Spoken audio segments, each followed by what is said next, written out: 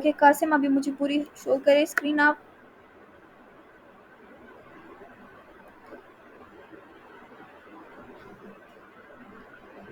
Good, task done by you. Okay, और किसी ने अगर किया है तो काइंडली अपनी स्क्रीन शेयर करें। कासिम के अलावा किसी ने किया नहीं है? ओके माज, नाइस।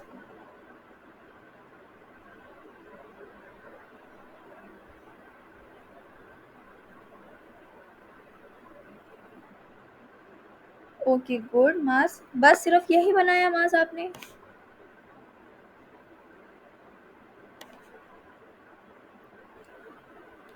ओके माज के अलावा और किसने किया है? प्लीज़ काइंडली अपनी स्क्रीन शेयर करें। ओके, मैं आपको बताती हूँ कि स्क्रीन कैसे शेयर होती है। Let me share my screen.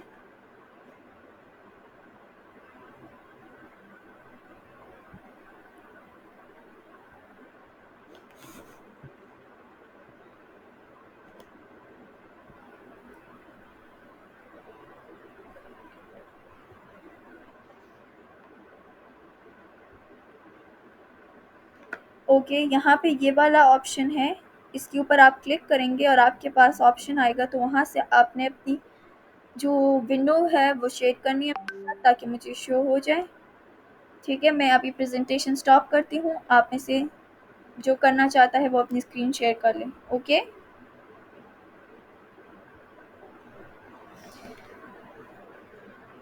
Kindly जो स्क्रीन शेयर करना चाहता है वो स्क्रीन शेयर कर ले।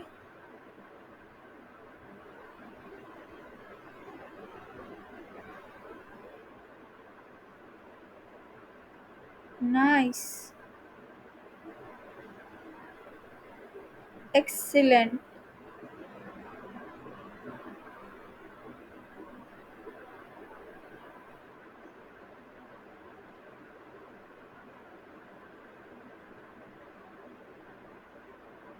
Excellent job done by Romesa. Romesa के अलावा और कोई स्क्रीन शेयर करना चाहेगा? तैयबा,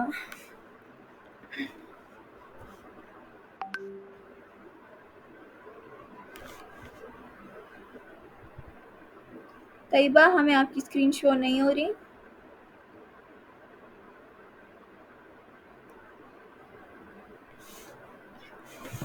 हाँ, अब शो हो गई है। काइंडली रन करके हमें स्क्रीन दिखाएं कि आपका वेब पेज कैसे दिखता है।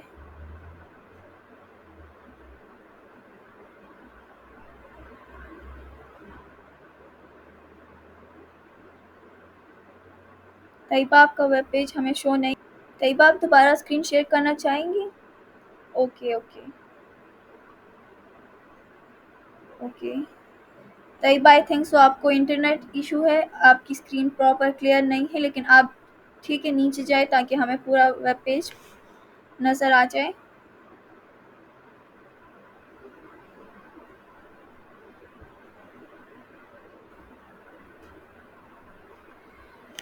ओके, आप सबके टास्क चेक करने के बाद मुझे लग रहा है कि आप सबको समझ आई है।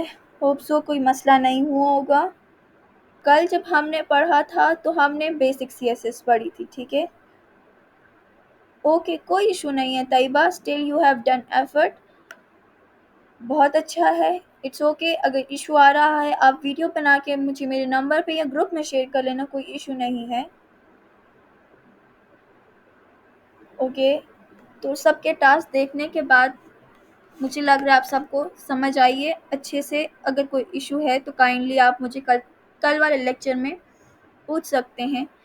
अगर कोई इशू नहीं है तो फिर हम आगे स्टार्ट करते हैं।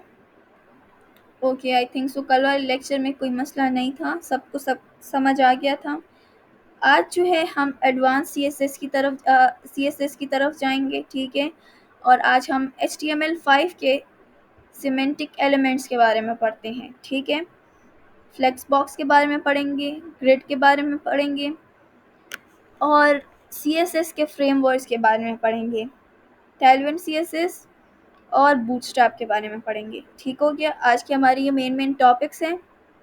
इनको अपने HTML फाइल में कैसे इंटीग्रेट करवाते हैं, ये क्या काम करते हैं, इसको कैसे यूज़ किया जाता है वो सब आज के लेक्चर में हम पढ़ेंगे, ठीक है?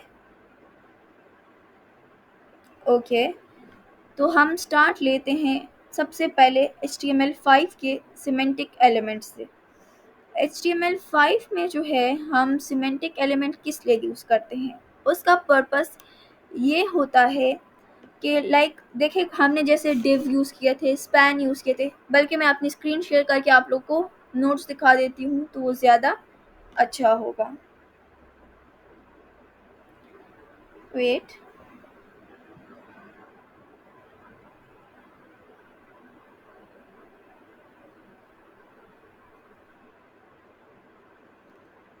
आई थिंक सो मेरी स्क्रीन सबको विजिबल है। अगर किसी को विजिबल नहीं है तो प्लीज़ काइंडली अपना माइक ऑन करके मुझे बता दें कि उसको स्क्रीन विजिबल नहीं है।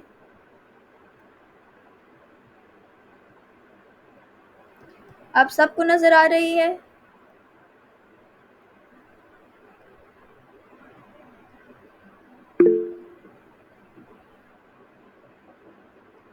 ओके फाइन, तो हम स्टार्ट करते हैं HTML5।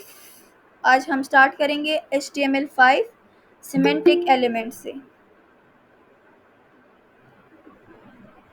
सो HTML5 सिमेंटिक एलिमेंट्स क्या होते हैं? ये जो है हमारे पास टैग्स होते हैं। ये इन्होंने क्या किया है, जेनेरिक टैग्स को रिप्लेस कर दिया है। पर्पस क्या था? जैसे हम डिव्स वगैरह यूज़ करते हैं, अगर कोई रीडर कोई ऐसा बंदा पढ़ेगा जिसको इतना ख़ास HTML नहीं आता होगा तो वो डिफरेंशिएट करना उसके लिए मुश्किल हो जाएगा। तो HTML5 के जो टैग्स है, सिमेंटिक टैग्स है, वो हमें हेल्प आउट करते हैं, हमें बताते हैं कि हम किस पोर्शन में हैं, हम क्या पढ़ रहे हैं। इवन सर्च इंजन ऑप्टिमाइजेशन के लिए भी वो यूज़फुल होते हैं, उसके लिए भी ये हमें आसानी प्रोवाइड करते हैं। ठीक हो गया? हमें भी पता चल जाता है ईज़िली कि कौन सा पोर्शन है, इस टाइम हम किस पोर्शन में हैं। और अगर कोई रीडर पढ़ रहा है या मैं या आप में से कोई देख भी रहा होगा तो उसको समझ आ रही होगी कि ये कौन सा पोर्शन है वेब पेज का, ये कौन सा पोर्शन नहीं है। ठीक हो गया? इसमें मेनली हमारे पास कौन से टैग आते हैं? Header tag. हेडर टैग को देख के सिंपली हमें समझ आ रहा है ना कि ये हमारे पास डॉक्यूमेंट का हेडर होगा। ठीक हो गया? नेव टैग को पढ़ के हमें समझ आ रहा है कि इसमें हमारे पास नेविगेशन लिंक्स होंगी, हम डिफरेंट पेजेस इसके थ्रू लिंक कर सकें उनकी। फिर इसके बाद हमारे पास जो टैग्स आते हैं वो है मेन टैग। मेन टैग से हमें पता चल रहा है कि मेन कॉन्टैक्ट की बात हो रही है। सेक्शन रिप्रेजेंट कर रहा है कि हमारे पास सेक्शंस हैं। आर्टिकल रिप्रेजेंट कर रहा है कि कोई प्रॉपर आर्टिकल है। फुटर रिप्रेजेंट कर रहा है कि हमारे डॉक्यूमेंट में कोई फुटर इंसर्ट हुआ है।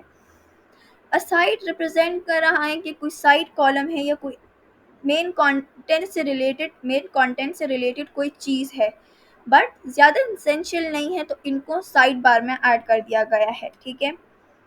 मेन जो है वो हमारे पास बॉडी की जगह यूज़ होता है। मेन हमारे पास बॉडी को रिप्रेजेंट करता है। फिर फिगर से हमें पता चल रहा है कि ये फिगर्स है, फिगर का कैप्शन है, ये पता चल रहा है हमें। मार्क हम हाईलाइट के लिए यूज़ करते हैं और टाइम के लिए हम टाइम यूज़ करते हैं। तो HTML5 के ये वाले टैग्स जो हैं, अगर कोई आप में से कोई ऐसा बंदा हो जिसको ज़्यादा HTML ना आती हो तो इन टैग्स को पढ़ के उसको अंदाज़ा हो तो जाएगा ना कि मेरे वेब पेज पे कौन सी चीज़ कहाँ पे है, हेडर क्या है मेरे वेब पेज का, समझ आ जाएगा ना सबको?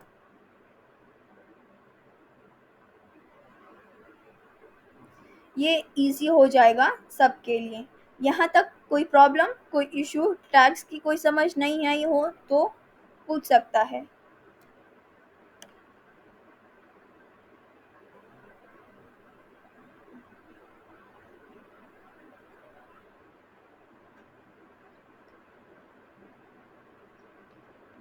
ओके, इसका मतलब कि यहाँ तक के टैग्स की सबको समझ आ गई कि हम ये वाले टैग्स क्यों यूज़ करते हैं, इनका पर्पस क्या होता है।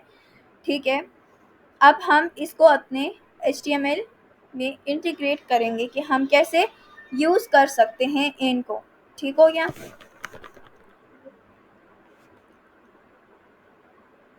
मैं यहाँ से ये कॉपी पेस्ट कर लेती हूँ, लेकिन मैं आप लोगों को परेशान बिल्कुल नहीं होना कि मैं यहाँ से कॉपी पेस्ट करके आप लोगों को समझाऊंगी। ऐसा नहीं है, यहाँ पे मैं वर्ड टू वर्ड आपको समझाऊंगी। ठीक हो गया?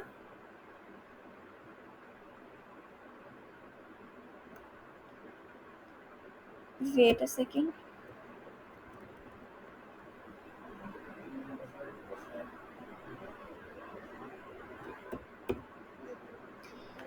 डॉक्यूमेंट टाइप के बारे में हमने पढ़ा था कि हमें लेटेस्ट वर्जन HTML5 के वर्जन में ली जाती है। HTML के बारे में हमने पढ़ा हुआ है। हेड के बारे में भी हमने पढ़ा है कि इसमें हमारे पास कौन सा कंटेंट आता है।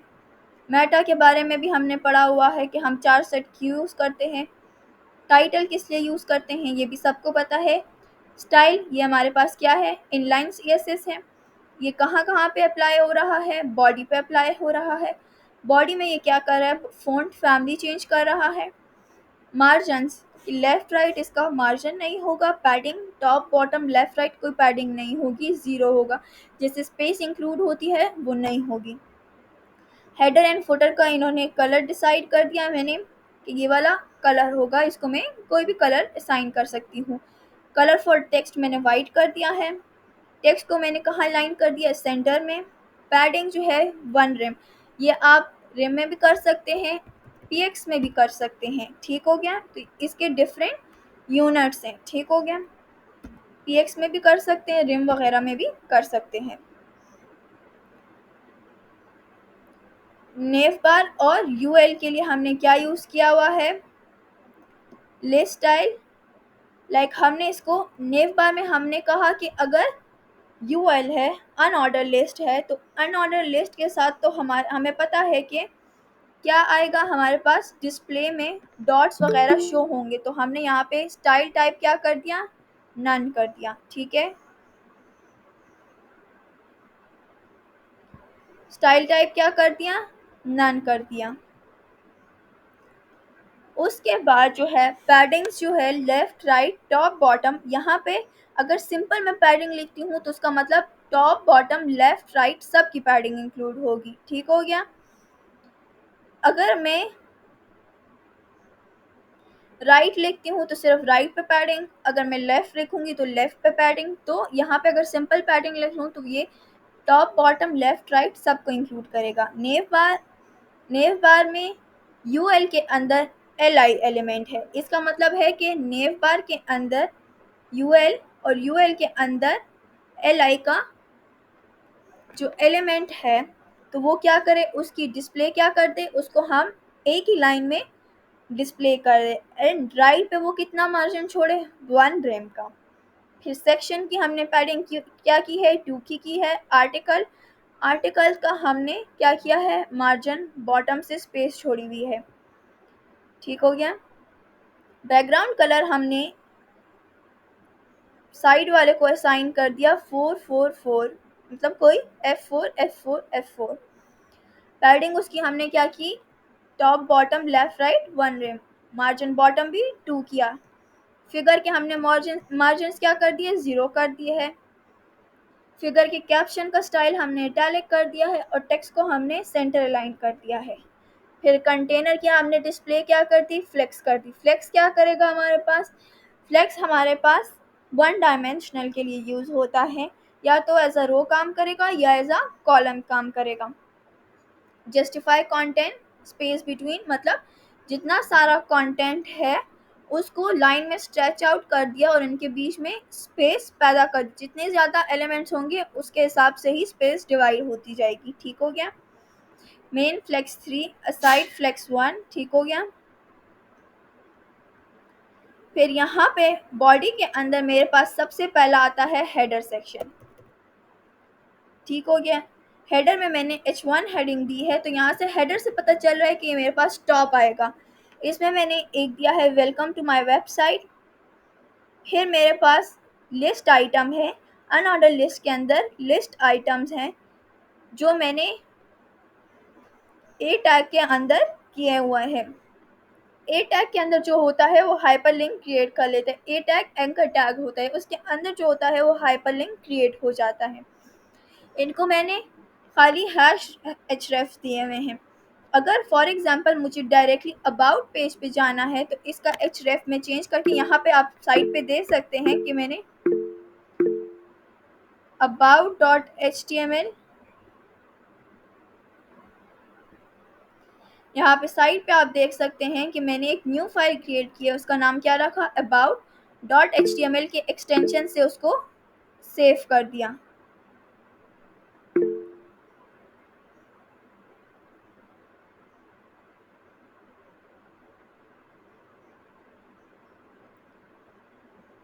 क्या किसी को कोई इशू है?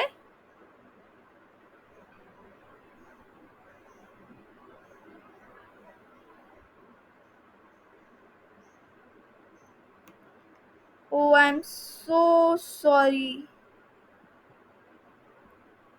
आई एम सो सॉरी।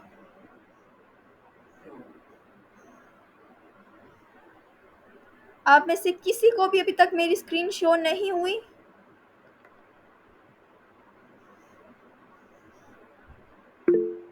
ओहो, I am sorry for my, it's my mistake. मेरा ख्याल नहीं था, मैंने आप लोगों को पूरी स्क्रीन शो नहीं करवाई। वेट, मैं अभी करवा देती हूँ।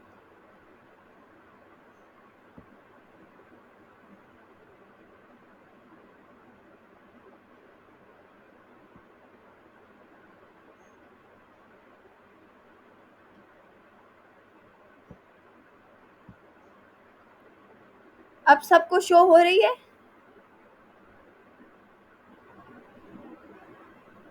ओके, मैं फिर से स्टार्ट से एक्सप्लेन कर देती हूँ। सॉरी, मेरी गलती थी। मुझे आइडिया नहीं था। अगर स्क्रीन शो नहीं हो रही थी तो आप में से कोई माइक ऑन कर देता ना। कोई मसला नहीं, अभी मैं दोबारा स्टार्ट से समझा देती हूँ।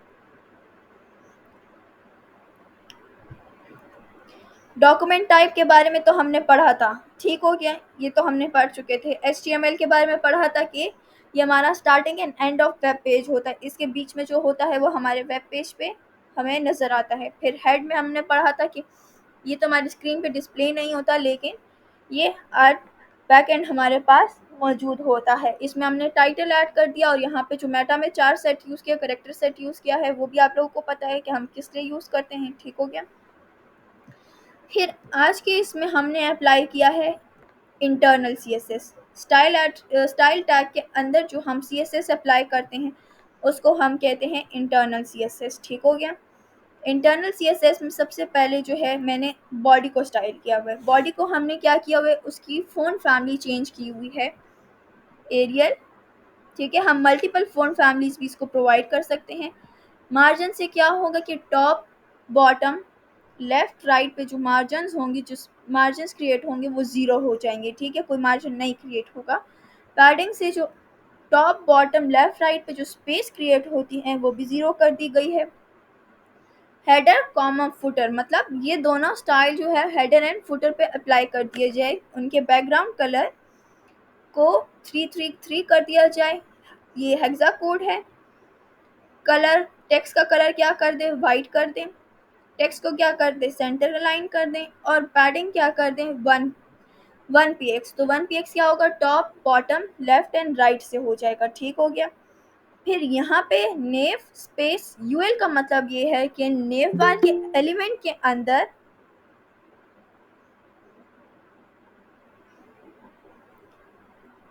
यहाँ पे नेव बार के एलिमेंट के अंदर जो अनऑर्डर लिस्ट है उसकी लिस्ट स्टाइल टाइप जो हम क्या कर देंगे, नन कर देंगे, क्योंकि हमें स्टाइल टाइप कुछ भी नहीं चाहिए।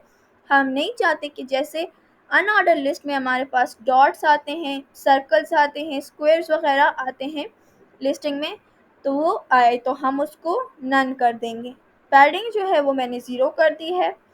फिर नेव बार, अनऑर्डर लिस्ट और लिस्ट आइटम, इसका मतलब है कि नेव बार के अंदर जो अनऑर्डर लिस्ट है और अनऑर्डर लिस्ट के अंदर जो लिस्ट आइटम है उनका सारा डिस्प्ले क्या कर दे, इनलाइन कर दे। और मार्जिन राइट पे जो है उनके राइट पे क्या मार्जिन क्रिएट किया जाए, 1 रिम का। फिर हमारे पास सेक्शन के ऊपर स्टाइल अप्लाई किया हुआ है 2 रिम का। पैडिंग, पैडिंग का मतलब क्या है, top, bottom, left and right कितनी स्पेस हो, 2 रिम, ठीक हो गया। फिर आर्टिकल के ऊपर हमने क्या किया, हमने सिर्फ मार्जिन बॉटम किया हुआ है कि मार्जिन बॉटम मतलब बॉटम से क्या मार्जिन होगा, इसका कितना ऊपर होगा, तो वो 2 रिम होगा। फिर असाइड जो है वो हमारे पास अभी थोड़ी देर पहले मैंने बताया था कि असाइड हमारे पास क्या होता है, हमारे पास ऐसा कंटेंट होता है जो हमारे सेक्शन से रिलेटेड होता है लेकिन इतना इम्पोर्टेंट नहीं होता, तो वो हम साइड पे ऐड अप कर देते हैं। तो उसका बैकग्राउंड कलर भी हमने किया हुआ है F4 F4 F4। पैडिंग क्या की हुई है 1 रिम, और मार्जिन बॉटम क्या की हुई है 2 रिम। फिर मेरे पास फिगर भी अभी थोड़ी देर पहले हमने पढ़ा है कि HTML5 के एलिमेंट्स में हम फिगर यूज़ करते हैं। फिगर्स के मार्जिन सारे 0 हो गए कि लेफ्ट राइट टॉप बॉटम से कोई मार्जिन नहीं है। फिगर कैप्शन मतलब हमारे फिगर के कैप्शन जो गिवन होगा तो वो क्या होगा, उसका फ़ॉन्ट स्टाइल क्या है, इटैलिक। टेक्स्ट को हमने सेंटर अलाइन कर दिया है।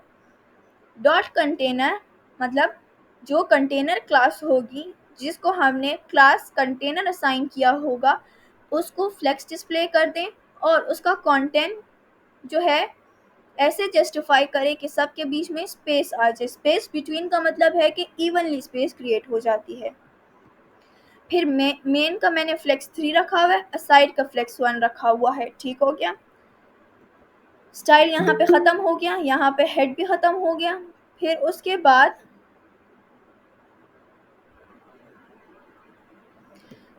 बाद हमारे पास आती है बॉडी। बॉडी के अंदर अभी थोड़ी देर पहले मैंने HTML5 के एलिमेंट का बताया था हेडर। अब हेडर को देख के मुझे पता चल रहा है कि ये हेडर का सेक्शन है मेरा। हेडर के सेक्शन में मैंने क्या डाला हुआ है, हेडर के सेक्शन में मैंने सिर्फ डाली हुई है एक H1 हेडिंग। ठीक हो गया, जिसपे मैंने लिखा हुआ है, मैं चाहती हूँ कि ये बोल्ड लगे, प्रोमिनेंट लगे, वेलकम टू माय वेबसाइट। फिर मैंने नेव बार भी हेडर सेक्शन में डाला हुआ है। नेव जो है वो हमारे नेव बार का काम करता है और हम नेविगेशन के लिए इसको यूज़ करते हैं। अगर मैं मल्टीपल पेजेस क्रिएट करती हूँ तो ये हमें उसमें हेल्प आउट करवाता है। ठीक हो गया। ये अनऑर्डर लिस्ट है, फिर ये लिस्ट आइटम है, एक होम पेज है, एक अबाउट पेज है, और तीसरा हमारे पास आता है कॉन्टैक्ट पेज। अब यहाँ पे आप साइड पे देख सकते हैं कि मेरे पास contact.html से मैंने एक फ़ाइल क्रिएट की हुई है। तो हम ये कैसे क्रिएट कर सकते हैं, न्यू फाइल पे क्लिक करके इसको नाम असाइन करके .html के एक्सटेंशन के साथ इसको हम सेव कर लें। यहाँ पे href में मैं देती हूँ contact.html, कंट्रोल S कर दूँ। ठीक हो गया। फिर मेरे पास यहाँ पे हेडर ख़त्म हो गया। फिर मेरे पास आता है मेन कंटेंट एरिया। ठीक हो गया। यहाँ से मेन से स्टार्ट हो रहा है। पहला सेक्शंस मैंने डिफरेंट सेक्शंस बनाए हुए हैं, तो उसको सेक्शन का नाम दिया हुआ है। सेक्शन के अंदर H2 हेडिंग है और उसके अंदर एक पैराग्राफ है। ठीक हो गया। आप अपनी मर्जी से पैराग्राफ टेक्स्ट के अंदर कुछ भी लिख सकते हैं। मेन के अंदर फिर मैंने आर्टिकल ऐड अप किया हुआ है। ठीक हो गया। यहाँ पे इन्होंने टाइम इंक्लूड किया हुआ है कि ये कब पोस्ट हुआ था। डेट, स्ट्रॉन्ग का मतलब है कि इस पे फोकस आ जाए। ठीक हो गया। फिर यहाँ पे फिगर में थोड़ा सा इशू है। यहाँ पे मेरे पास जो इमेज है मैं वो इंपोर्ट कर लेती हूँ, कंट्रोल S। इसकी विड्थ एंड हाइट से इसकी विड्थ एंड हाइट की है, और इसका कैप्शन कैप्शन के थ्रू मैंने इसको एक कैप्शन दे दिया है। फिर उसके बाद दूसरा आर्टिकल है, मार्क से मेरे पास हाईलाइट हो जाएगा। ठीक हो गया। ये अभी थोड़ी देर पहले हमने पढ़ा है। यहाँ पे असाइड में जो है इन्होंने एक हेडिंग दी हुई है, एक पैराग्राफ है, और उसके अंदर जो है अनऑर्डर लिस्ट है, और लिस्ट आइटम में 3 चीज़ें हैं, how to start a blog, SEO tips for beginners, और the importance of web activity. ये आप कुछ भी डाल सकते हैं और इनके लिंक्स दिए हुए हैं। ठीक है। और फिर हमारे पास फुटर आता है। ठीक हो गया। अब कंट्रोल S करूँगी,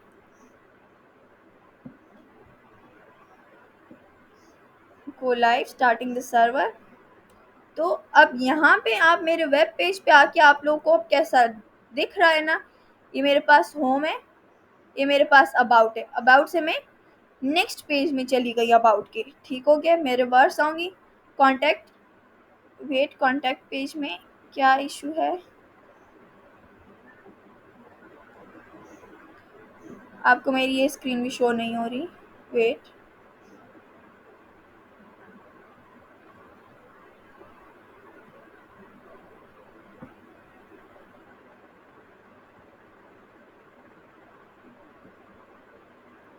ओके, तो जब मैं गो लाइव पे गई तो ये आप लोग मेरा वेब पेज देख सकते हैं। यहाँ पे मैंने स्ट्रॉन्ग किया तो ये मेरे पास बोल्ड हो गया। ठीक है, ये हाईलाइटेड, यहाँ पे मैंने मार्क यूज किया था तो ये हाईलाइट हो गया।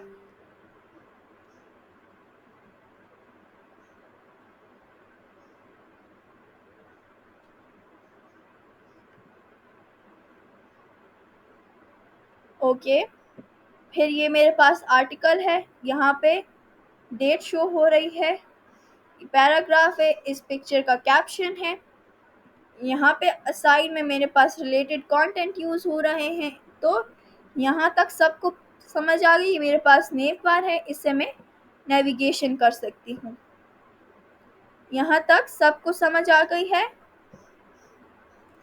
लेट मी चेक मेरे कंटेंट में। वेट,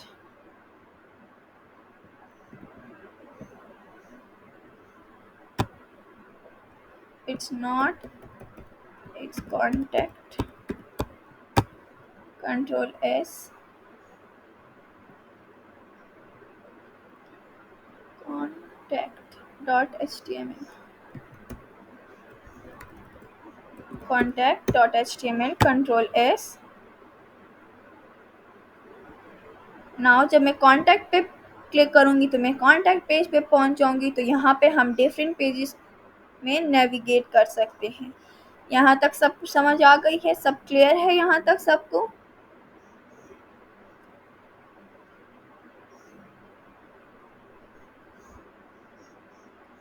अब समझ आ गई कि हम HTML5 के सिमेंटिक एलिमेंट्स किस लिए यूज़ करते हैं?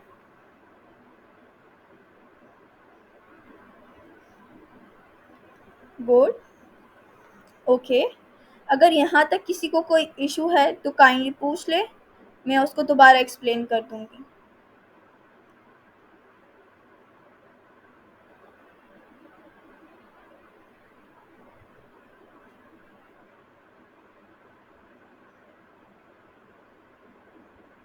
ओके, अब हम आगे जाते हैं। ठीक है, सो HTML5 के एलिमेंट्स के बारे में हमने पढ़ लिया। अब हमारा नेक्स्ट जो टॉपिक है वो अबाउट फ्लैक्स है। यहाँ पे हम एडवांस CSS के लेआउट्स के बारे में पढ़ेंगे with flex and grid. Flex जो है शॉर्ट फॉर्म है फ्लैक्स बॉक्स लेआउट। जो है ये ईजियर है डिज़ाइन को रिस्पॉन्सिव लेआउट्स बनाने के लिए, अलाइनमेंट्स आइटम्स के लिए है, और distribute space between them in a container. हम ये किस लिए यूज़ करते हैं? फ्लेक्स बॉक्स जो है हमारे पास ये वन डायमेंशनल है। या तो ये हमारे लिए एलिमेंट्स को वर्टिकली करेगा या हॉरिजॉन्टली करेगा, दोनों को एट अ टाइम नहीं कर सकता। ठीक हो गया? ये जो है सिंपल CSS के साथ करना थोड़ा सा मुश्किल हो जाता है, थोड़ा सा टफ हो जाता है। ठीक हो गया? जस्टिफाई कंटेंट्स को सेंटर से या आइटम को सेंटर करने से, फ्लेक्स कंटेनर वगैरह, तो ये हमारे पास हमारे टास्क को इजी बना देता है। ठीक हो गया? मैं ये कोड कॉपी करती हूँ ताकि मैं आप लोगों को समझा सकूँ। कंट्रोल C, वेट,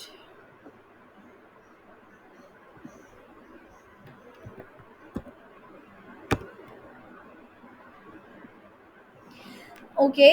यहाँ पे सबसे पहले चीज़ क्या है हमारे पास, हमने इनलाइन CSS यूज़ किया है।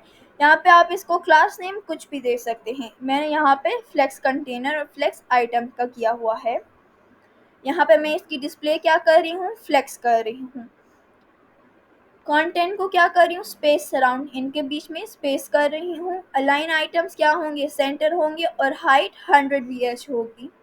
बैकग्राउंड कलर भी अप्लाई कर दिया है, पैडिंग भी अप्लाई कर दी है, टेक्स्ट कलर वाइट कर दिया है, और टेक्स्ट को लाइन सेंटर कर दिया है। तो यहाँ पे इसको मैंने क्लास प्रोवाइड की हुई है फ्लेक्स आइटम, इन तीनों चीज़ों को, और क्लास को मैंने प्रोवाइड किया हुआ है फ्लेक्स कंटेनर। जब मैं जाती हूँ अपने वेब पेज पे तो ये आप लोगों को शो हो रहा होगा कि ये जो है प्रॉपर स्पेस के साथ एक दूसरे से दूर है। ठीक हो गया? अगर फॉर एग्जांपल मैं इसको इंस्पेक्ट करती हूँ तो आप लोग को दिख रहा है कि बॉक्सेस के साइज छोटे हो रहे हैं। अगर बड़ा कर रही हूँ, स्क्रीन साइजेस चेंज कर रही हूँ, तो बॉक्सेस की साइज उसके साथ छोटे बड़े हो रहे हैं। ठीक हो गया? लेकिन एक ही लाइन में है एडजस्टेबल, लाइन से बाहर नहीं जा रहे हैं। यहाँ तक ये कॉलम में कन्वर्ट नहीं हो रहे, लाइन वाले लाइन में ही एडजस्टेड है। ठीक हो गया? यहाँ तक सबको समझ आ गई कि फ्लेक्स हमारे पास क्या काम करता है और इसको हम किस लिए यूज़ करते हैं? अपने कंटेंट को रिस्पॉन्सिव बनाने के लिए, अपने वेब पेज को रिस्पॉन्सिव बनाने के लिए। ठीक हो गया? फिर इसके बाद जो है हम एक और चीज़ पढ़ेंगे, CSS ग्रिड्स। ग्रिड्स हम किस लिए पढ़ते हैं? ग्रिड्स हमारे पास 2 डायमेंशनल लेआउट है। एट अ टाइम हम इसको वर्टिकली एंड हॉरिजॉन्टली दोनों में शो करवा सकते हैं। तो कॉपी करूँगी, ये कोड यहाँ पेस्ट करूँगी, Ctrl+S। तो डॉक्यूमेंट टाइप यहाँ पे हमारे पास HTML है, ये हम पढ़ चुके हैं। मैटर 4 सेट पे हो गया। ग्रिड कंटेनर को डिस्प्ले इन्होंने क्या कर दिया है? ग्रिड में कर दिया। पहले हमारे पास डिस्प्ले क्या था? फ्लेक्स में फ्लेक्स था। यहाँ पे ग्रिड टेम्पलेट कॉलम, मतलब एक वेब पेज के ऊपर मुझे 3 कॉलम एक ही रो में चाहिए। 3 कॉलम्स, यहाँ पे 3 का मतलब 3 कॉलम्स है, एक ही रो में चाहिए। अगर मैं इसको 2 कर दूंगी तो मुझे 2 कॉलम शो होंगी। ठीक हो गया? ये मैं आप लोगों को 2 बार चेंज करके बताती हूँ। बैकग्राउंड कलर ये किया हुआ है, कलर क्या है? वाइट है। टेक्स्ट का पैडिंग 20 है और टेक्स्ट को किधर अलाइन किया हुआ है? सेंटर में। इसको जब मैं सेव करूँगी और अपने वेब पेज पे जाऊँगी तो यहाँ पे आपको नज़र आ रहा है कि हर एक रो में मेरे पास 2 एलिमेंट शो हो रहे हैं। अगर ये मैं 3 कर देती हूँ, Ctrl+S, तो मेरे पास अब 3 शो हो रहे हैं।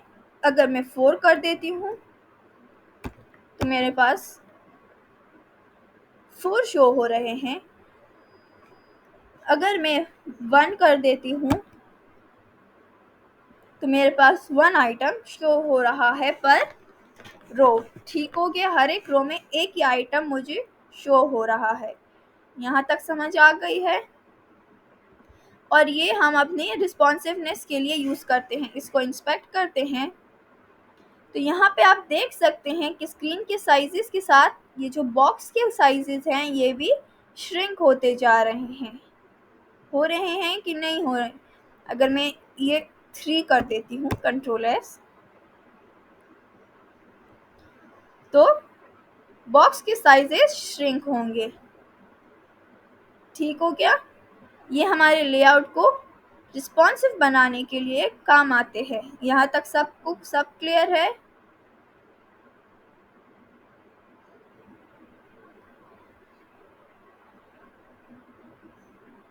अगर कोई इशू है तो वो पूछ सकता है। फ्लेक्स हम 1 डायमेंशनल के लिए यूज़ करते हैं अगर एट अ टाइम हमें रो या कॉलम में कोई चीज़ इंसर्ट करनी है, लेकिन ग्रिड हम डबल डायमेंशनल के लिए एट अ टाइम हम रो और कॉलम दोनों में चीज़ें रिप्रेजेंट कर सकते हैं। ठीक हो गया? फिर इसके बाद हम आज पढ़ेंगे CSS की different frameworks, bootstrap and Tailwind CSS।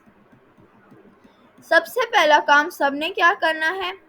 Google पे यहाँ जाएं, यहाँ पे टाइप करें बूटस्ट्रैप। क्लिक हो गया? सबसे पहले वाले लिंक पे क्लिक करें, ये ओपन करें। सब ये ओपन कर ले प्लीज।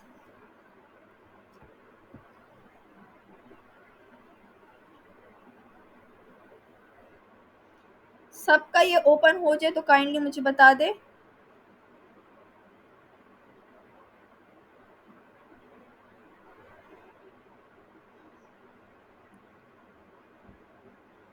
सबको मिल गया कि मैं लिंक शेयर करूं?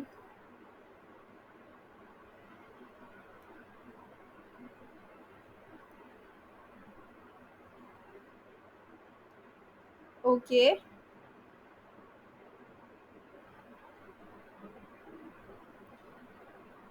तो अब अगर हम CSS के फ्रेमवर्क्स यूज़ कर रहे हैं तो इसको हम अपने HTML की फाइल में कैसे इंटीग्रेट करेंगे, तो उसका तरीका हम पढ़ेंगे। इधर जब हम नीचे जाएंगे तो यहाँ पे ये ऑप्शन आ रहा है इंक्लूड विया CDN। ये वाली लिंक कॉपी करेंगे,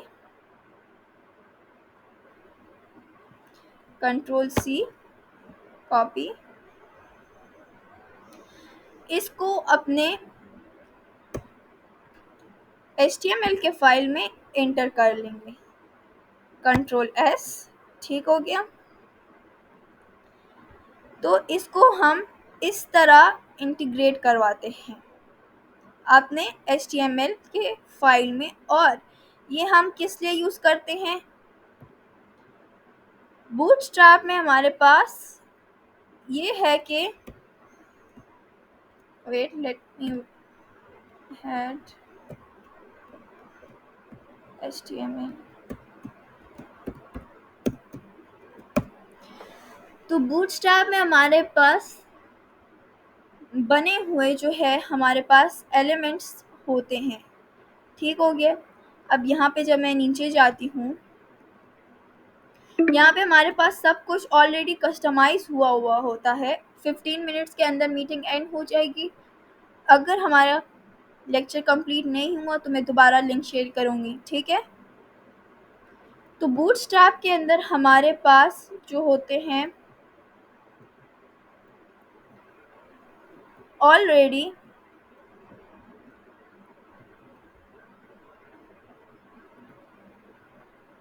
एलिमेंट्स बने होते हैं। ठीक है। अब मैं यहाँ से ये कॉपी कर रही हूँ, यहाँ पेस्ट कर रही हूँ, Ctrl+S, और यहाँ पे इसलिए तो यहाँ पे ड्रॉप डाउन मेन्यू बन गई है। Wait let me check.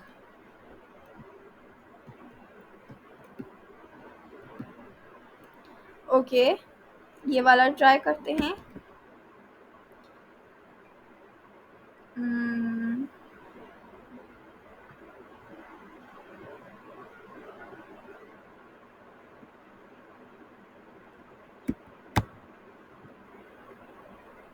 अपना वेब पेज खोलते हैं तो यहाँ पे ठीक हो गया। जब होवर करूँगी तो यहाँ पे कलर्स चेंज हो रहे हैं। सबको इस चीज़ की समझ आ गई कि बूटस्ट्रैप हम किस लिए यूज़ करते हैं। इसमें हमारे पास ऑलरेडी आइटम्स होते हैं, सब कुछ होता है, तो वो हमारे लिए डिज़ाइनिंग में ईजी हो जाता है। बूटस्ट्रैप को हम इसीलिए यूज़ करते हैं। वैसे तो हम टेलविन CSS यूज़ करते हैं। टेलविन CSS हम इसलिए यूज़ करते हैं कि हम अपने हिसाब से कोई भी डिज़ाइन करना चाहे तो हम कर सकते हैं। लाइक मैं अपने बॉक्स को कहीं भी मूव करवाना चाहती हूँ, कुछ भी। बूटस्ट्रैप में हमारे पास तय बने हुए जो है एलिमेंट्स होते हैं, उनको हम अपने उसमें इंपोर्ट कर लेते हैं। तो ये एक तरफ से ईजी भी होता है। ये इसीलिए ईजी होता है, अगर मैं एक वेब डेवलपर हूँ और मुझे एक वेब पेज जल्दी में बनाना है तो उसमें ये मुझे हेल्प आउट करेंगे। यहाँ पे मुझे तैयार कंपोनेंट्स मिल जाएंगे, बस वो मैं कोड उठा के और अपने CSS अपने HTML के फाइल में इंपोर्ट कर लूँगी और फिर मैं कर पाऊँगी। ठीक है। तो यहाँ तक सब कुछ समझ आ गई। अब यहाँ पे मेरे पास ये कोड है। लेट मी कॉपी दिस,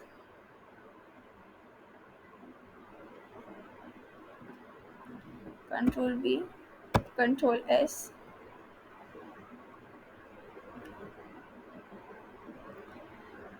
तो यहाँ पे अब मेरे पास 3 कॉलम्स बन गए हैं विद डिफरेंट बैकग्राउंड कलर्स। यहाँ पे हम जब जाएंगे तो यहाँ पे मेरे पास कंटेनर है। पैडिंग क्या है मेरे पास 3, मतलब टॉप बॉटम लेफ्ट राइट सबसे मेरे पास कितनी पैडिंग होनी चाहिए 3। कॉलम के फॉर्म में हो, और जब MD का मतलब है हमारे पास मीडियम डिस्प्ले हो तो ये 4 MD4, ठीक है, मीडियम डिस्प्ले के लिए है। फिर P3 PG प्राइमरी और टेक्स्ट वाइट कर दिया है। अब ये हमारे पास रिस्पॉन्सिवनेस ऐड करती है। अब मैं इसको इंस्पेक्ट करूँगी तो ये आप लोगों को शो हो रहा है कि ये मेरे वेब पेज में रिस्पॉन्सिवनेस आ गई है।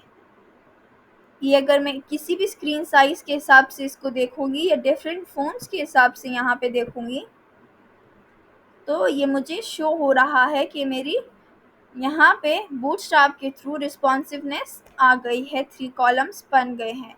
तो यहाँ तक सब कुछ समझ आ गई कि बूटस्ट्रैप हमारे लिए क्या काम करता है।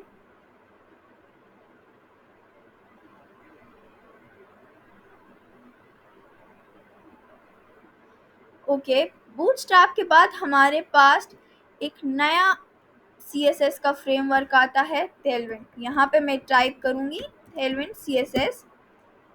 यहाँ पे जो फर्स्ट ऑप्शन आएगा इसको क्लिक करें,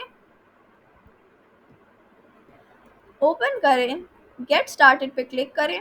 यहाँ पे हम SDN के थ्रू, CDN के थ्रू करेंगे। ठीक हो गया, ये कॉपी करें, Ctrl+C, और यहाँ पे इसको अपने HTML फाइल के साथ लिंक कर दे। ठीक हो गया,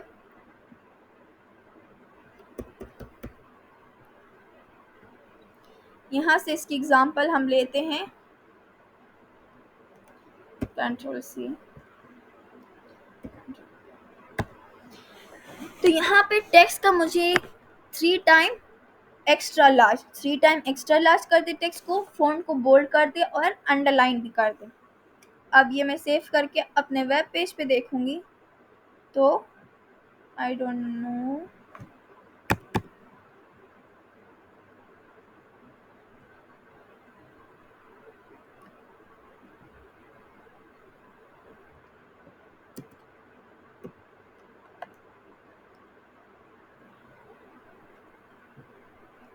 wait, let me check.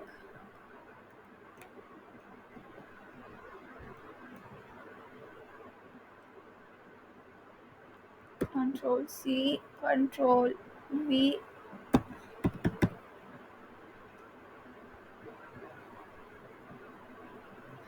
यहाँ पे इस पे टेलविंड CSS अप्लाई हो गया। यहाँ से हम इसको कॉपी करते हैं,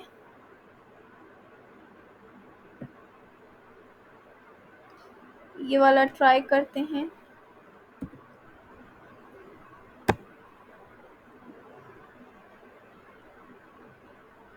अब हो गया, ठीक है। तो यहाँ पे नज़र आ रहा है कि हेलो वर्ल्ड हमारे पास 3 टाइम लार्ज हो गया। अगर ये सिर्फ और सिर्फ H1 हेडिंग होती तब कैसा होता?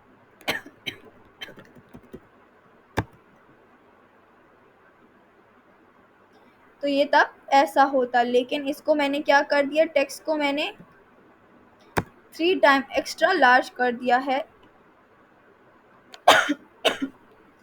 तो यहाँ आपको नज़र आ रहा है कि टेलविंड CSS के थ्रू हम अपने हिसाब से स्टाइलिंग अप्लाई कर सकते हैं। जिस तरह स्टाइलिंग हम चाहते हैं उस तरह की स्टाइलिंग हम प्रोवाइड कर सकते हैं।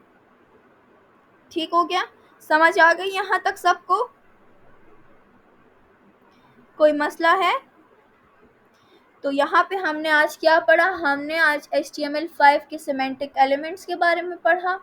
उसके अलावा हमने पढ़ा है ग्रिड्स के बारे में, फ्लेक्स के बारे में, और उसके अलावा हमने CSS के फ्रेमवर्क्स के बारे में पढ़ा है कि हम उसको कैसे इंटीग्रेट करवा सकते हैं और कैसे काम ले सकते हैं। बूटस्ट्रैप में हमारे पास प्री डिफाइंड एलिमेंट्स होते हैं, हम उसको कंपोनेंट्स होते हैं और वहाँ से हम उसका कोड उठा के यहाँ पे कॉपी पेस्ट कर सकते हैं। टेलविंड CSS में हम अपने हिसाब से कंपोनेंट्स बनाते हैं। ठीक है, यहाँ तक किसी को कोई इशू?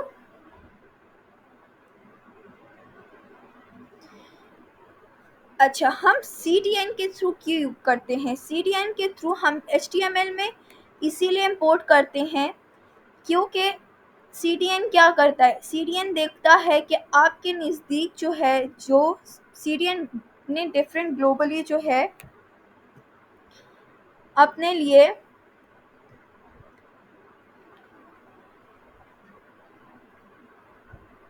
ये जो CDN है हमारे लिए जो है होस्टिंग को फास्टर कर देता है और मतलब जल्दी लोड करवा लेता है, ठीक है।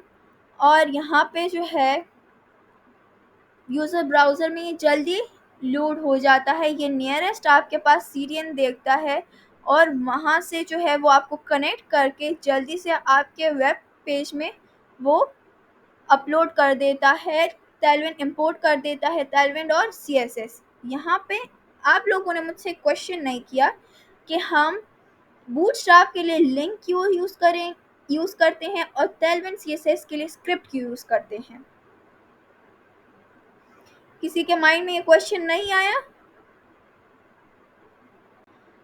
हम बूटस्ट्रैप के लिए लिंक टैग इसीलिए यूज़ करते हैं क्योंकि बूटस्ट्रैप हमारे पास ऑलरेडी कंपाइल्ड होते हैं, डिफाइंड होते हैं। वो स्टैटिक जो है हमारे पास सीएसएस है, जबकि तालविंड सीएसएस जो है हम उस टाइम उसको बता रहे होते हैं कि मुझे ये चाहिए, मुझे इसको जस्टिफाई करना है, इसकी राइटिंग साइज करनी है ज़्यादा या कुछ और। तो ये मेरे पास प्री डिफाइंड नहीं होते, इसको हम स्क्रिप्ट के थ्रू इंपोर्ट करवाते हैं। तो ये उस टाइम लोड होते जाते हैं अपने आप को, जैसे हम जावास्क्रिप्ट स्क्रिप्ट के थ्रू इंपोर्ट करवाते हैं, इसी तरह हम तालविंड सीएसएस को भी स्क्रिप्ट के थ्रू करवाते हैं। यहाँ पे अगर प्री कंपाइल्ड हम तालविंड यूज़ करते हैं तो हम उसको भी लिंक के थ्रू करते हैं, लेकिन अगर प्री कंपाइल्ड हम तालविंड नहीं यूज़ कर रहे तो हम उसको स्क्रिप्ट टैग के थ्रू करवाते हैं। यहाँ तक सबको समझ आ गई? किसी को कोई क्वेश्चन, कोई मसला?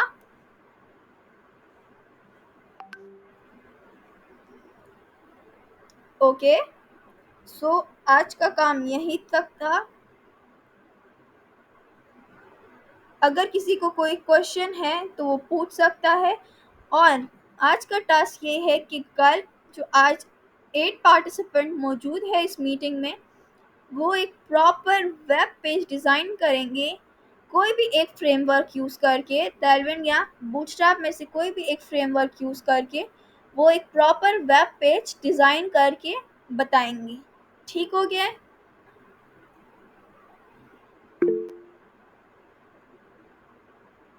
ओके, रिकॉर्डेड लेक्चर जो है वो यूट्यूब पे शेयर हो जाते हैं।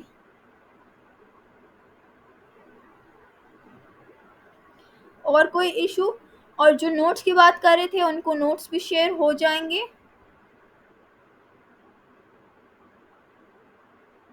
ओके, आई थिंक सो सबको समझ आ गई। कुछ एक्स्ट्रा कोई ऐड नहीं करना चाहता तो हम मीटिंग को एंड कर देते हैं। अगर किसी भी फ्रेमवर्क में या कोई भी चीज़ में कोई इशू आ रहा हो तो आप लोग मुझसे डिस्कस कर सकते हैं, ग्रुप में मैसेज कर सकते हैं या मुझे पर्सनली मैसेज कर सकते हैं, ठीक है। इंशाल्लाह कल से हम जावास्क्रिप्ट स्टार्ट करेंगे। यहाँ तक हमारा HTML, CSS and advance CSS सारा कवर हो गया है और CSS के फ्रेमवर्क्स भी कवर हो गए हैं, ठीक है। आई होप सो यहाँ तक किसी को कोई मसला नहीं होगा। आप सब इजीली अपना एक वेब पेज प्रॉपरली डिज़ाइन कर पाएंगे। ओके, अल्लाह हाफिज़, अपना ख्याल रखिए, कल मिलते हैं।